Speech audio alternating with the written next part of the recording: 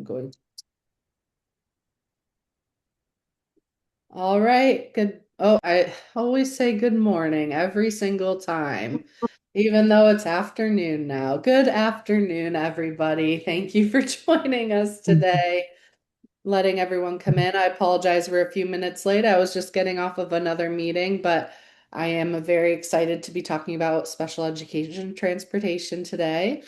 I'll just give it another couple of seconds as people are coming in, which I can't even, there we go. Now I can see the attendees. Okay, awesome.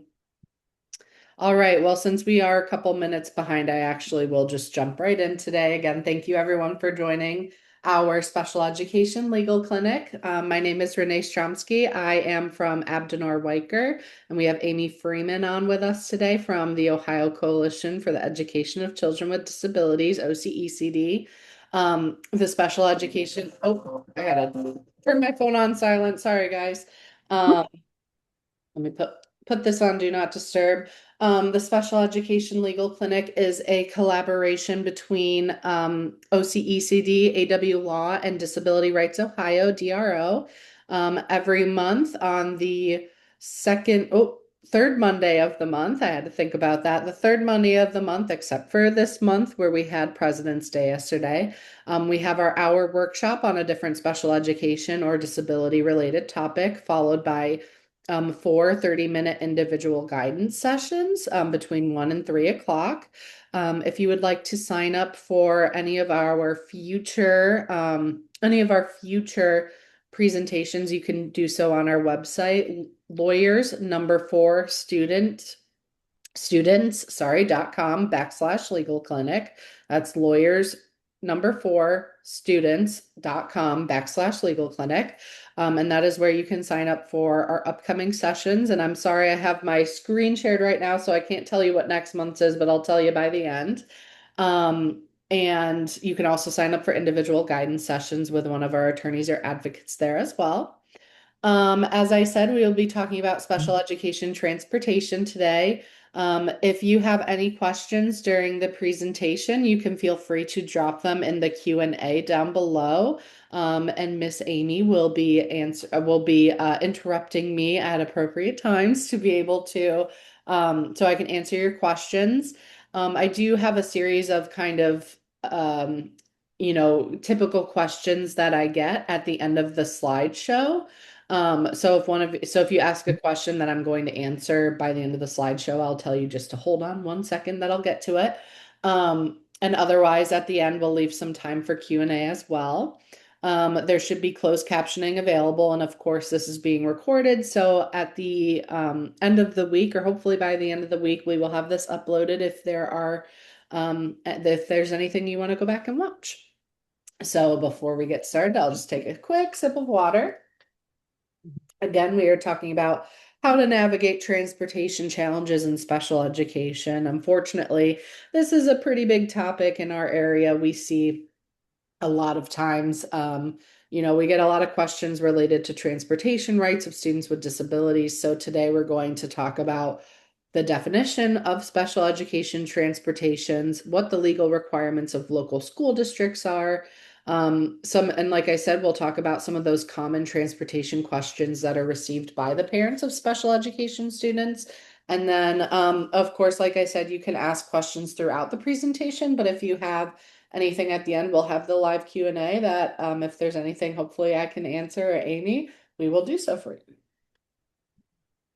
So first we're going to talk about, like I said, that special education transportation defined. So of course, what we really need to talk about is what the regulations that we're talking about are coming from the Individuals with Disabilities Education Act, the IDEA, which entitles every student with a disability the right to a FAPE, a free appropriate public education. And the free appropriate public education means those special education and related services that are provided in conformity with an IEP. And so transportation comes in under those related services. For a child to get an appropriate education, they are entitled to related services that are going to provide them the ability to access general education services. So related services, as I said, that means transportation specifically, and any other developmental, corrective, and supportive services that are required to assist a child with a disability to benefit from special education. So those related services that we usually see on an IEP could be things like occupational therapy, physical therapy, speech therapy, anything like that. But again, it also includes transportation, which I am trying to remember what section that is on the IEP. Hopefully, it says it a little later in this slideshow. I think it might be section 9 or 11. Don't quote me on that though, but there's is a section right on the IEP that talks specifically about transportation.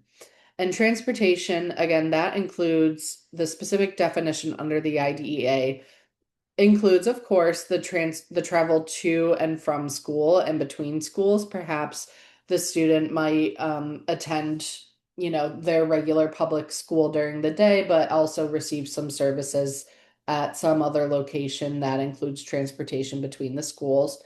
It also does include travel in and around school buildings, but a lot of times we do see though anything like that, like maybe if it's access to a wheelchair for use around the school or something like that. We typically do see that in the Section 7 regular accommodations, but it is actually considered transportation.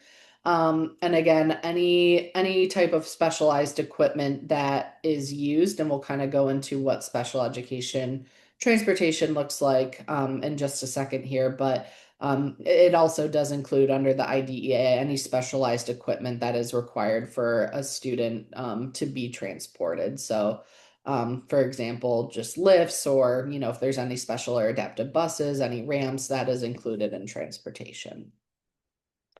So who qualifies for transportation as a related service? Um, a lot of times, I would say a majority of the time, most children with disabilities who are on a 504 or an IEP, do receive the same transportation services as their non-disabled peers. It is only when the child's IEP team or 504 teams determines that the child's unique needs require transportation as a related service. Basically, what I like to say is that if your student or if any student with a disability is able to use the same transportation as their non-disabled peers without any accommodations, then they are not entitled to the specialized transportation services. So if they're able to just get on the bus the same as their peers, able to ride the bus the same as their peers, they don't have any special reason for extra transportation support to other schools during the school day or perhaps in and around the school building, then there's no need to qualify for transportation as a related service because they're able to ride the bus as everybody else. Um, but if it is required for the child, if there are accommodations that are required or specific um, transportation modifications that are required for the child to be able to utilize their special education services, be able to get to school, then of course it needs to be marked as such in the IEP or on the 504 plan. So there's several different examples that we can look at of needs that would require transportation as a related service. Again, if the child doesn't have any needs on the bus, if they're able to just get on and ride and get off on their own, then there is no need for transportation as a related service. But there are several different categories that stand out in terms of what typically would qualify a child for specialized transportation. I think the biggest one that we typically think of when we think of specialized transportation or transportation accommodations are mobility and orthopedic impairments. So this would be children with physical disabilities. That could be, anything from cerebral palsy to muscular dystrophy, any type of physical impairment that might require some sort of wheelchair accessible vehicle or any other specialized transportation just because due to their disability, they can't use a standard bus or walk safely to school. I should have mentioned that there are, for example, I'm up in Lakewood, Ohio, for those of you who might be familiar with it. It is a walking school district. And so, what I should say is if there are any children who can't walk to school like their gen ed peers, then for whatever reason, and again, that could be mobility and orthopedic, or it could be because of maybe their cognitive ability or behavioral disability that they're not able to walk to school on their own, that would also qualify them for special education, for specialized transportation. Um, so I guess instead of saying that it's for students who can ride the bus like their peers, it's really for students who, if they're able to get to school like their peers do, would be able to qualify for special ed, or students who aren't able to get to school just like their peers can, who aren't able to walk or ride the bus or things like that, they would qualify for that specialized transportation. So, anyways, students with orthopedic impairments, again, or mobility impairments, um, they might require transportation due to difficulty walking those long distances, or maybe they need a bus with a lift because they have trouble climbing the steps on the bus, just really any physical challenges that prevent them from safely getting to school without any assistance. Then we also have those severe emotional or behavioral disorders. So children with, an emotional disturbance, disability, or any other behavioral issues might require that specialized transportation if, because of their disability, they're unsafe to ride with other students on a standard bus. Maybe they need a certain, like a harness as an accommodation, or they need, a smaller vehicle with less children on it, or maybe additional adult supervision. Those kinds of things would require transportation as a related service. We also see, sensory processing disorders, anything with sensory issues as a reason for transportation as a related service. For example, a child with autism or just a child with sensory sensitivities might have difficulty with loud noises, with crowds. Just with, or maybe even the unpredictability of a standard bus environment. I remember riding the school bus when I was younger, and it definitely was very loud on there, very unpredictable with kids yelling and screaming and doing whatever. And so those children's might need some alternative transportation where accommodations are quieter, less crowded, maybe a transportation van, or just a more overall structured experience. Um, we do have, a student with medical fragility might also need transportation as a related service. Just those children with complex medical needs. They, if they require oxygen or a feeding tubes, or even just, that constant medical supervision, that might qualify them for, transportation, maybe with trained staff accompanying them, like a one-on-one aide or an aide in general who might be able to address those medical needs during the transportation. Students with visual impairments is also a common one. A child who is blind or has low vision might need that specialized transportation assistance to navigate safely from home to school, especially, with those safety concerns of crossing the street, or navigating, the route to school. And then finally, another big area, of course, is cognitive disabilities, just children with intellectual disabilities or any cognitive weaknesses might require those transportation services if, they maybe, again, if we're in a walking school district, what like Lakewood, they might be, they may have difficulty understanding or following directions, needed to be able to get them to school safely, or just being able to navigate the bus system safely, being able to get on and off the bus and ride the bus. They might require specialized transportation accommodations for that as well. So I kind of got into some of those accommodations, equipment modifications, in the last slide, but just some of those big ones, like we talked about, that specialized equipment, like specialized vehicles with maybe lifts or ramps, vehicles that have, specialized equipment for students to be able to ride on, like car seats, securement systems, harnesses, safety vests, Students who may need transportation aids on the bus for extra support, whether that's for cognitive behaviors, medical needs, behavioral needs. Um, a big one is alternative pickup and drop off locations. So you might see curb to curb where the bus, as the one in this picture, kind of comes and picks you up right at the curb, instead of walking to a nearby bus stop. Or maybe there even is, the bus comes up to the driveway specifically, or even an aide comes off the bus and comes and gets the student at the door, and so it's door-to-door services. Um, Really, and then any other travel that is that any other type of transportation needs that a child may need, um, must be in that IEP or that 504 plan.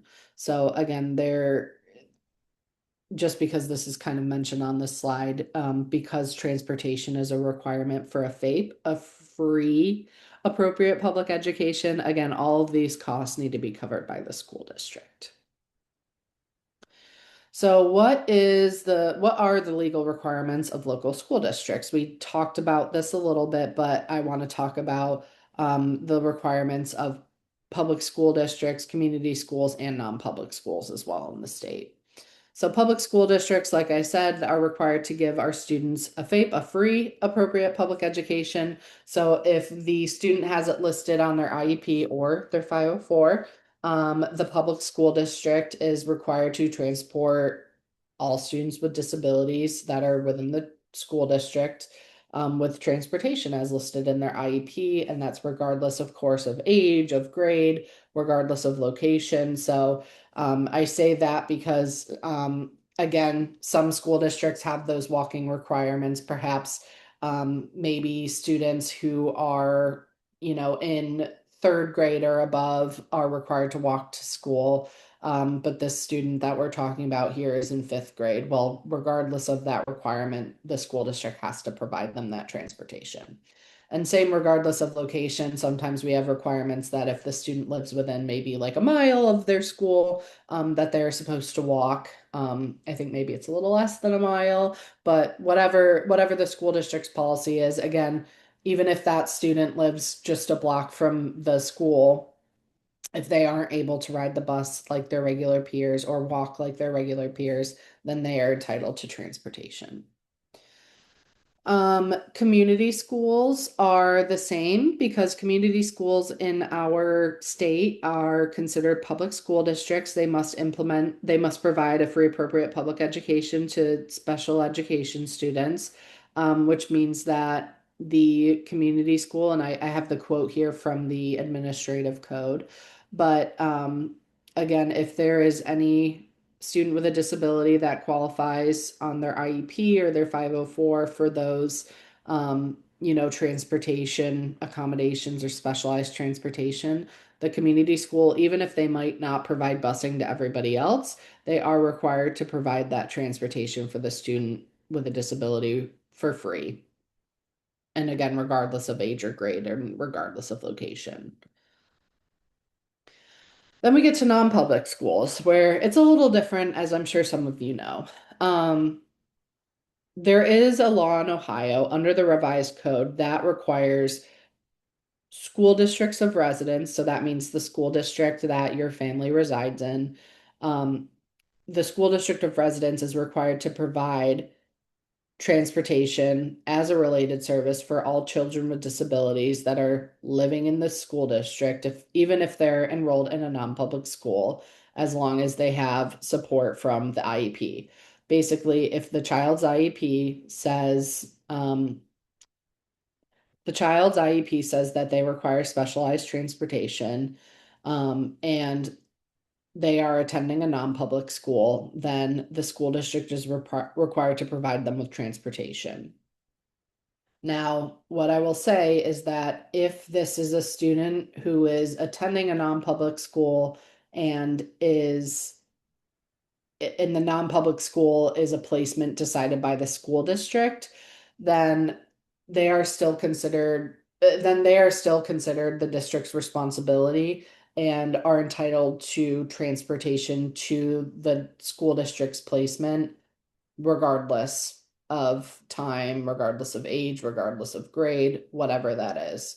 Um, so if it's in the child's IEP that they're supposed to go to a private school that is 45 minutes away and that the school district's paying for it, they have to provide that transportation as well. However, if we're talking about a parentally placed student that still qualifies for IEP services and requires that specialized transportation on their IEP, again, just like every other student, whether they have an IEP or whether not, then the school district is required to provide transportation to children with and without disabilities. However, and this is a big however, school districts, regardless of that requirement, again, and we're focusing on parentally placed children.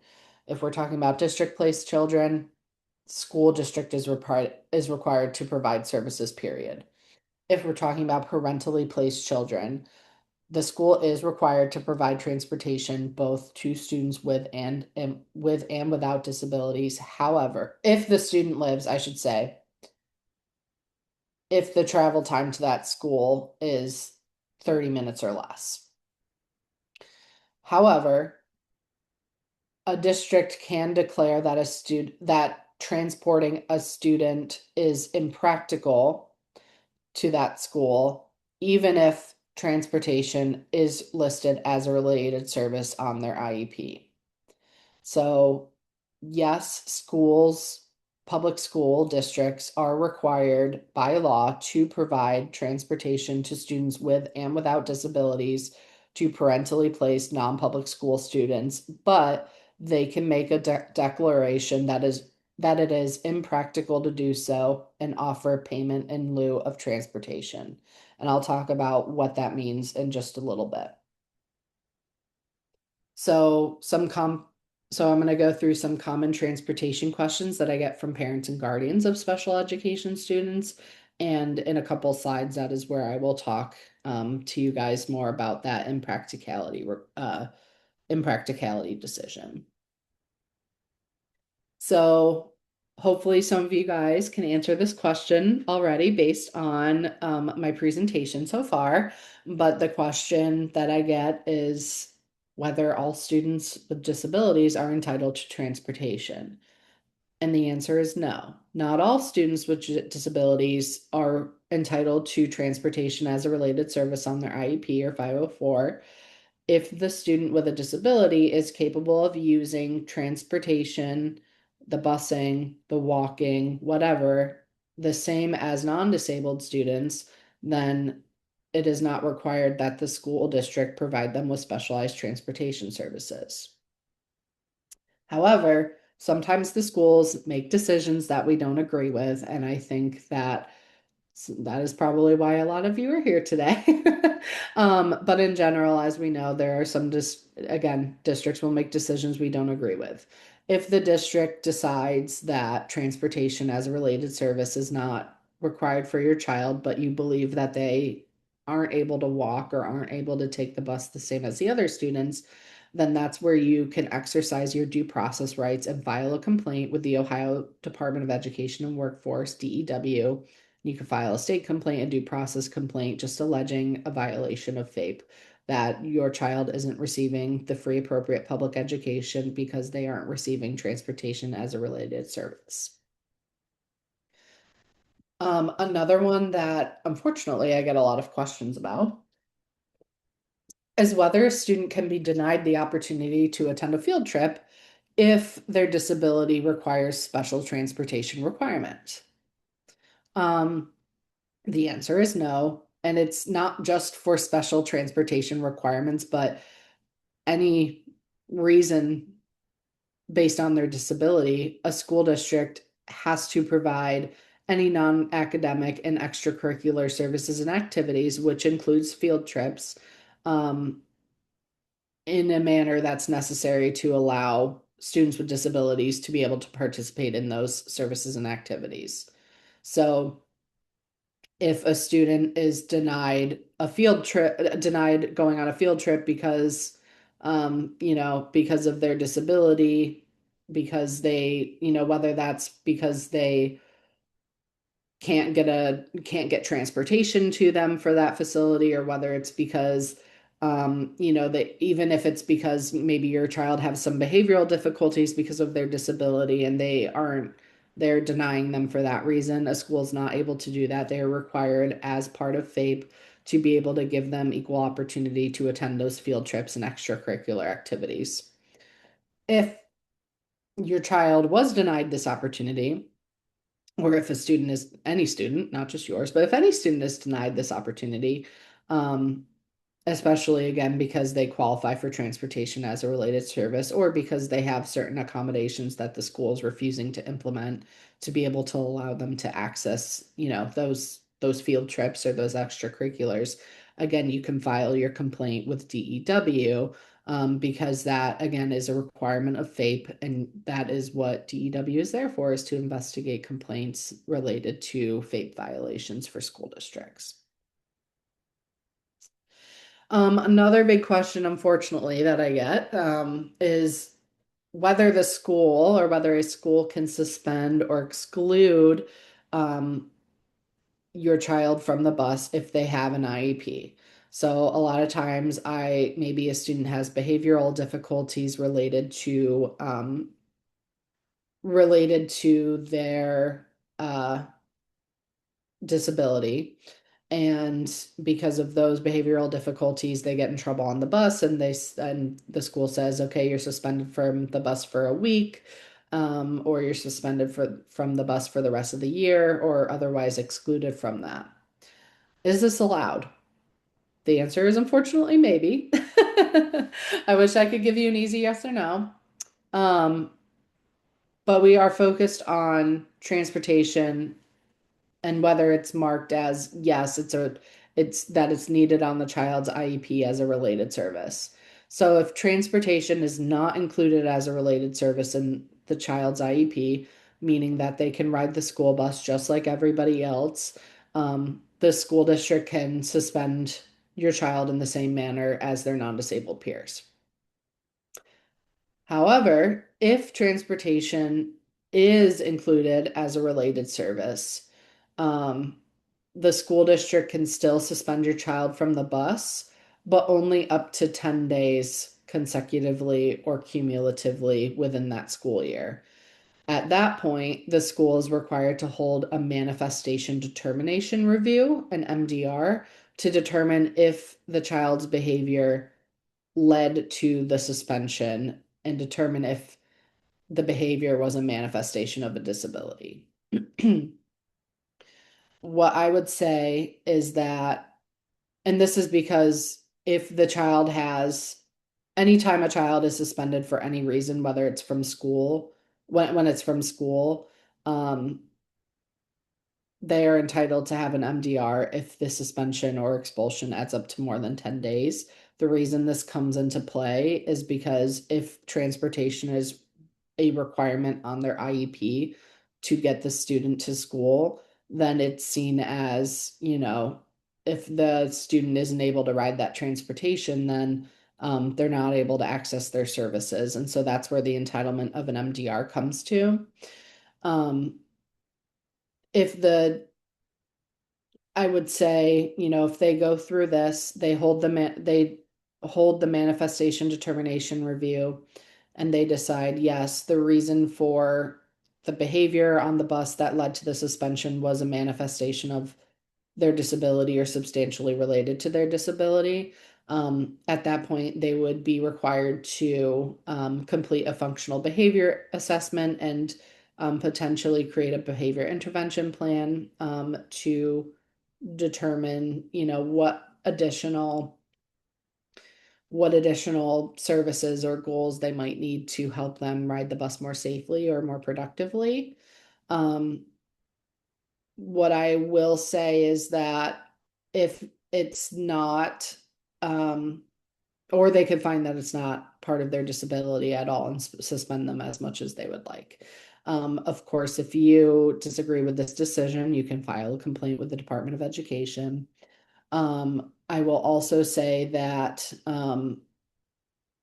even if transportation is not included as a related service on the IEP, I would really call the IEP team together for a meeting to determine whether the behavior on the bus is similar to behavior in the classroom that's addressed on the IEP, and whether the child's behavior on the bus should be addressed in the IEP, and make sure that we add transportation as a related service in their IEP. Um, again, it's a very, it depends kind of situation, but essentially if the child can, as we've been saying, if transportation is not a related service, it's not in the IEP, then they can be suspended or excluded just like anybody else. But if it is a related service, they are entitled to that manifestation determination review. And if they find it was a manifestation of their disability that they were suspended from the bus, then they will need to let them continue riding the bus, make adjustments and accommodations as usual, complete a functional behavior assessment, or and get that BIP in place, or update any BIP that's already in place, reviewed, changed as necessary. Um, and if it's not determined to be a manifestation of the disability, then I would say the school district can continue the suspension. But they also should meet to determine whether, maybe they do qualify for some services on that bus. Another question that I get a lot, all of these are questions that I get a lot, and that's why I put them on here. But is there a limit to the amount of time a child can spend on the bus? A lot of times, unfortunately, I get parents coming in saying that, their child, it takes them an hour and a half to get home from school. It takes them an hour and a half to get to school. It's a long time for them to be on the bus, and that's why, and based on their disability, it's hard for them to ride the bus like that. Unfortunately, there's no law in Ohio generally that mandates a specific length of time a child can be on the school bus, and that's for both kids with and without disabilities. There is a requirement that there is a requirement that they be to school on time and not be picked up more than, I believe it's 30 minutes after the end of the school day.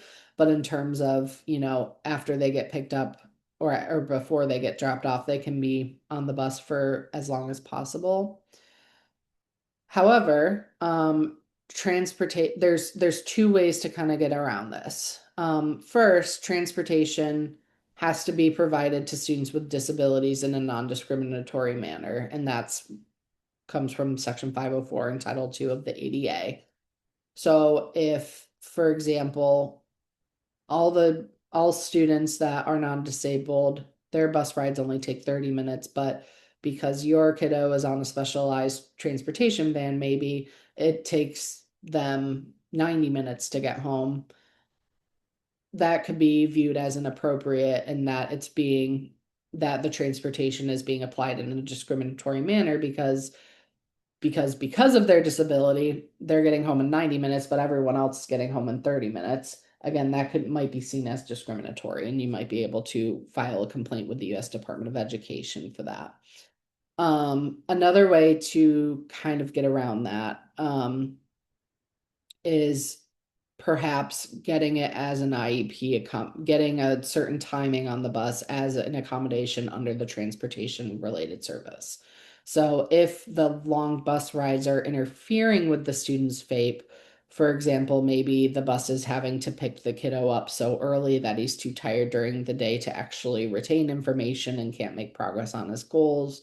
Or maybe, the student is incontinent and is sitting in their diaper for a very long time, and it's creating a medical issue, then we could maybe add to their IEP as an accommodation under transportation that they need shortened bus rides, or that they need specialized transportation and can't be on the bus that long. So that's kind of your way around it. There's no limit per the law, but if your child needs shorter bus rides, then there's potentially a FAPE argument to be made. Okay, so now back to the impracticality.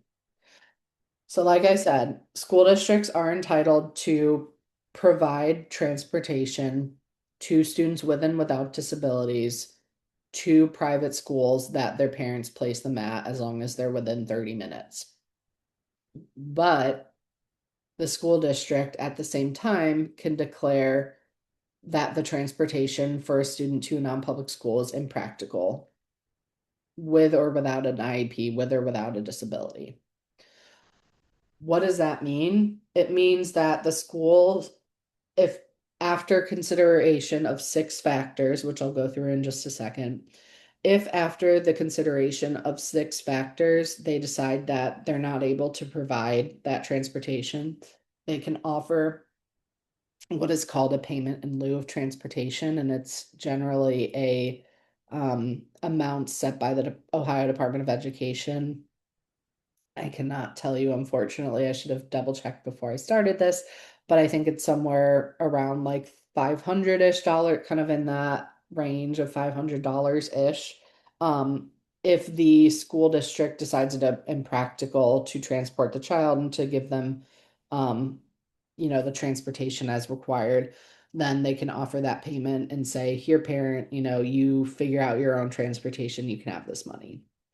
They have to consider all six of the statutory factors. They have to consider the time and distance required to provide the transportation, the number of students that are requesting to be transported to the same or nearby schools. So maybe they might decline if your child is, if the school's 30 minutes away and they're the only child that wants to go there, as opposed to maybe a school that's only 10 minutes off the route and there's 30 students requesting to go to that school.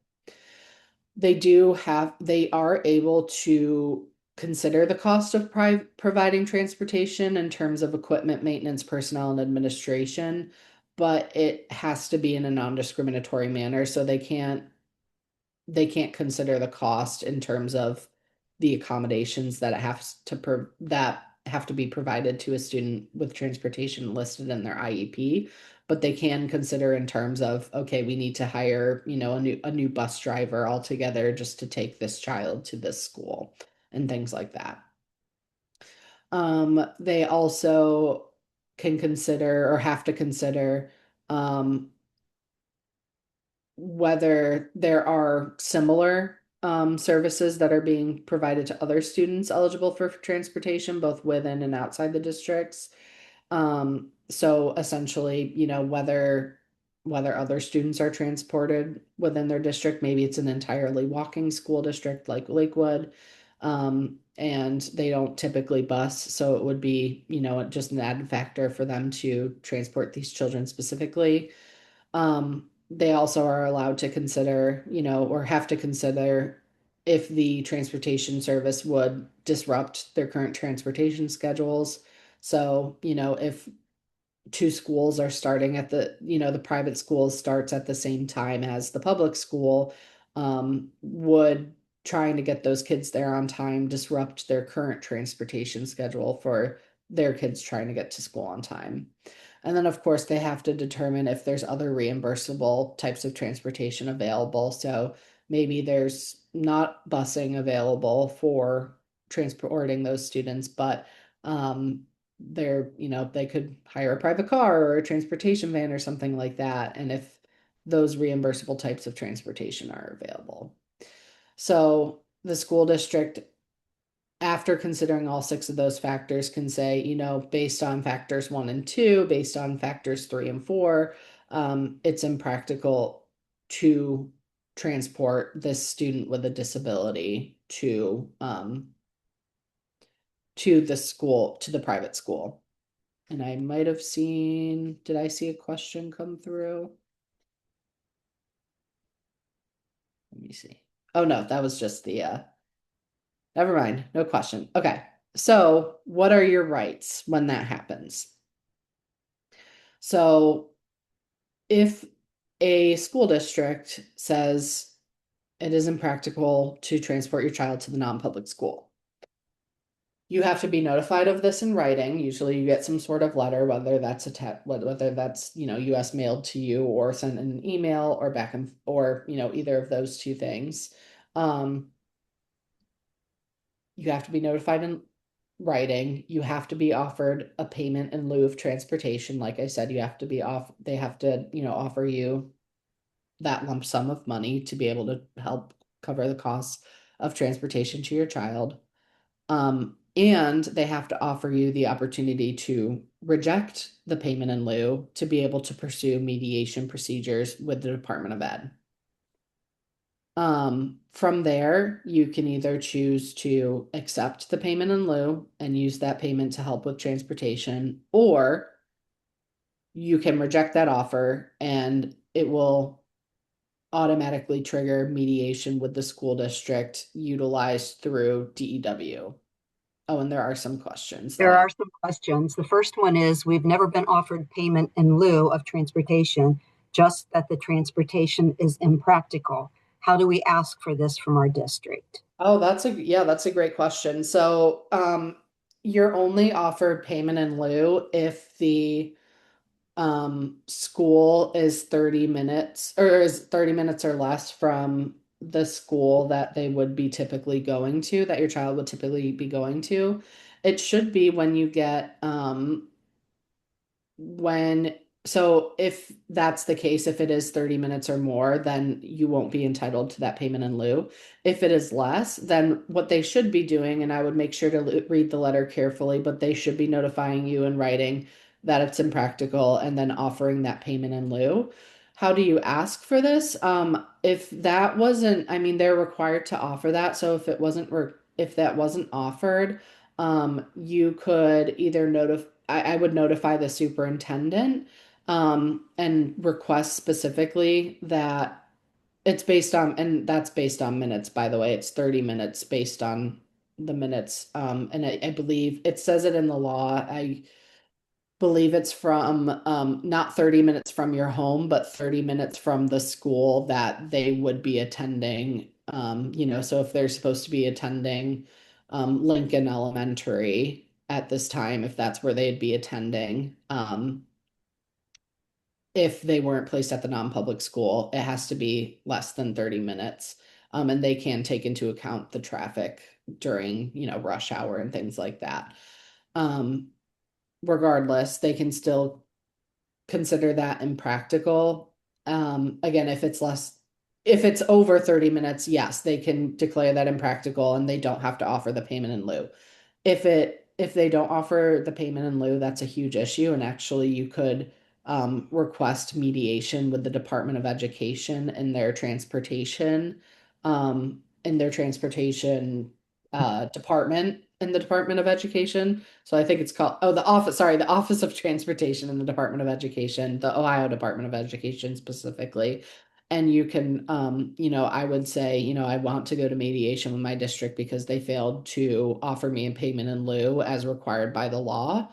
And that actually might get you the transportation services that you're looking for because they failed to follow through on what was required by law.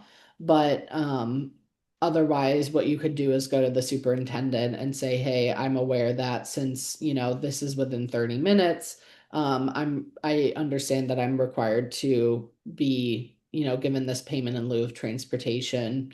Um, Please send me what the offer is. And if they don't send you that again, you could go to the Department of Education and file a complaint with that.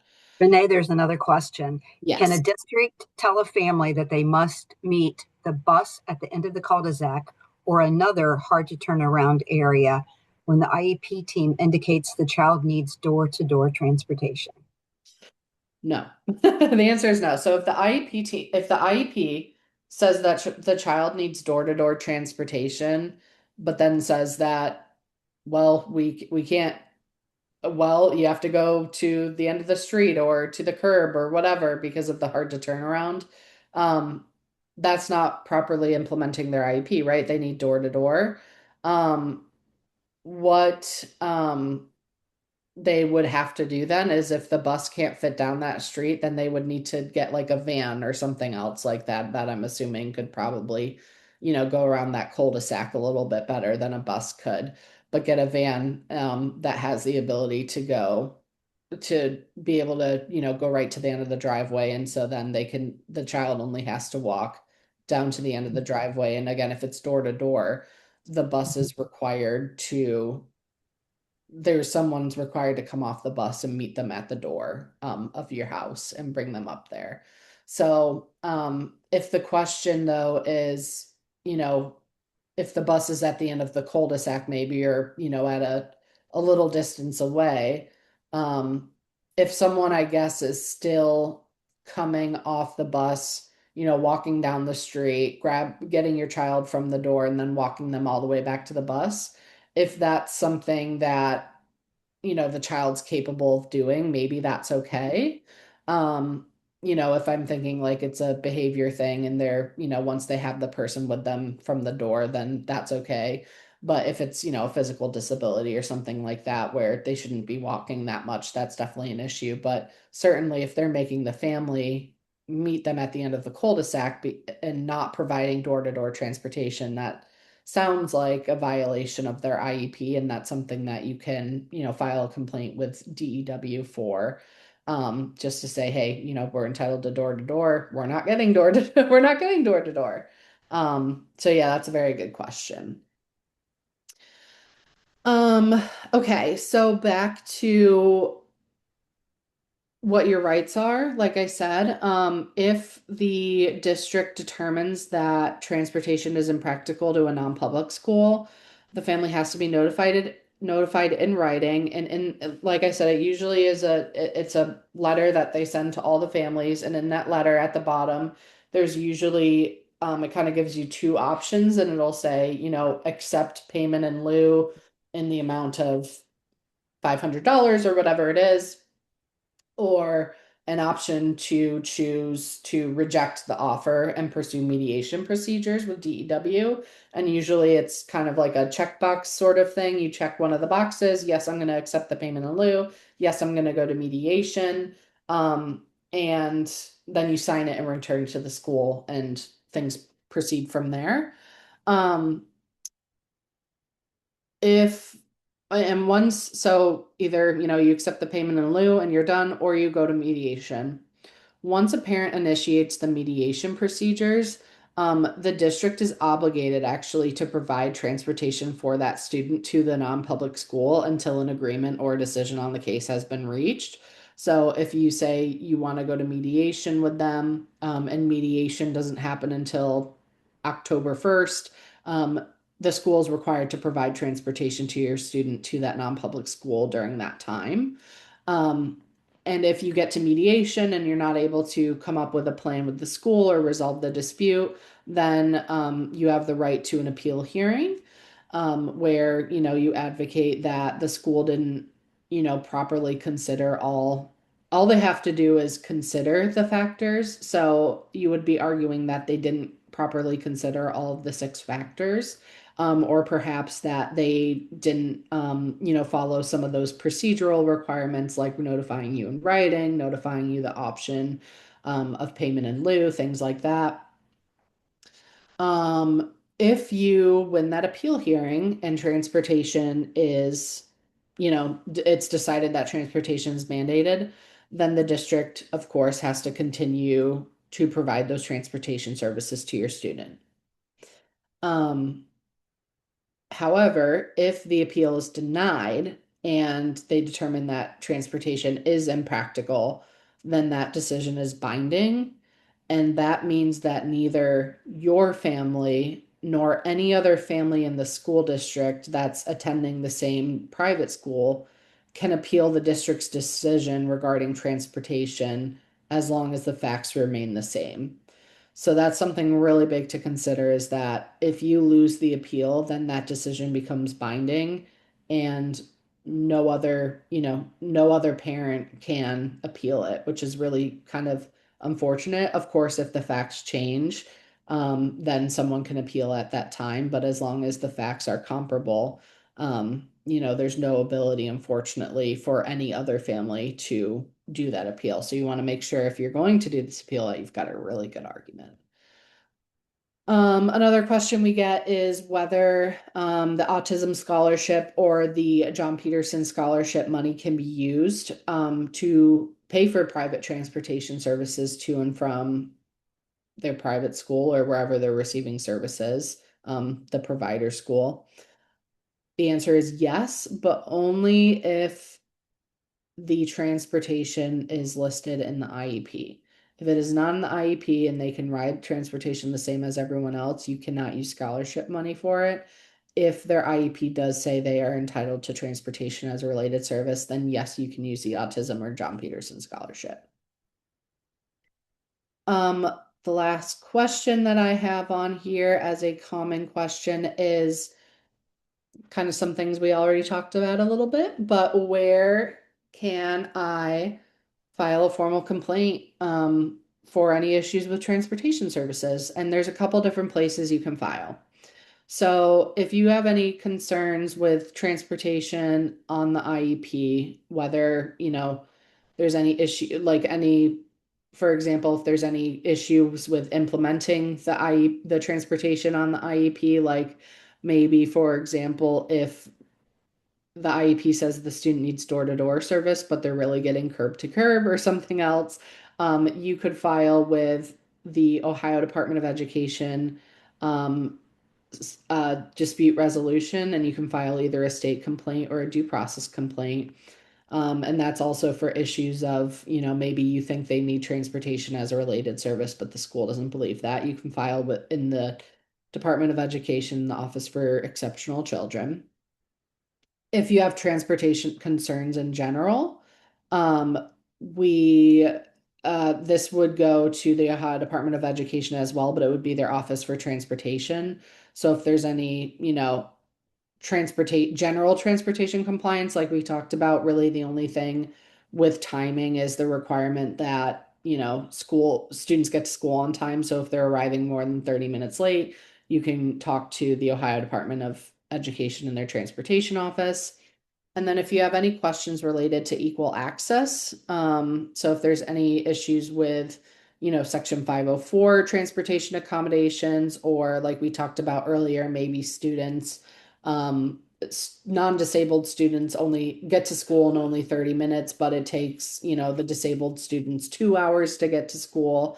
That would be inequitable based on disability. You can file with the U.S. Department of Education and their Office for Civil Rights. Unfortunately, we know that there has been a reduction in force with them, so you're not going to hear an answer for quite a long while. So it might be more beneficial to get an attorney on your side and maybe hire an attorney or an advocate and kind of say, there could be some sort of lawsuit under Section 504 and 88 there and try to get a quicker result. But with that being said, I will take some questions from the audience if anyone has any. I think we have at least one. Renee, there's a question and it says, can you please email this presentation to us? I sure can. I would be happy to. And she said, thank you. Or he said, oh, Audrey said, thank you. Yes. Oh, you're welcome. No problem at all. I can definitely have our office manager at AW do that.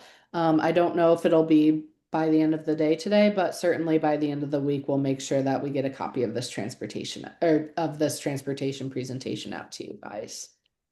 This was super helpful, Renee. Nice job.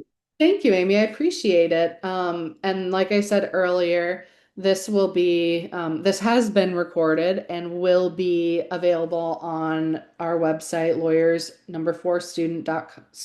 My goodness, it's in the chat. I know Amy put it in the chat. Lawyersforstudents.com/legal clinic. So hopefully by the end of the week, you can go ahead and watch that if you want to see anything, but we'll also have the presentation sent over to you guys. I'll get that together for you in just a couple minutes, and then hopefully you'll receive that by the end of the week as well. If I'll leave it open for a second. If there are any questions, I'd be happy to answer them. And while I'm doing that, I'm going to look up what our next presentation is. It is on Monday, March 16th, and it is on home and community-based services, and we're going to talk about developmental disabilities waivers. And I believe that is going to be the Ohio Association of County Boards of Disabilities. So it's the association. So every county has a board of developmental disabilities, and the Ohio Association of County Boards of Developmental Disabilities kind of works on behalf of all of those people with developmental disabilities in Ohio by serving those 88 different county boards. So they're going to be here next month to talk to us about it. Again, you can sign up so the link gets sent to you at our website. And I haven't seen any questions roll in. Amy, do you have anything? No, I just think it was a great presentation. Thank you. I appreciate that. Well, I will end it here then for the day. And I thank everyone for joining us today and look forward to seeing you guys next month. Thank you. Take care.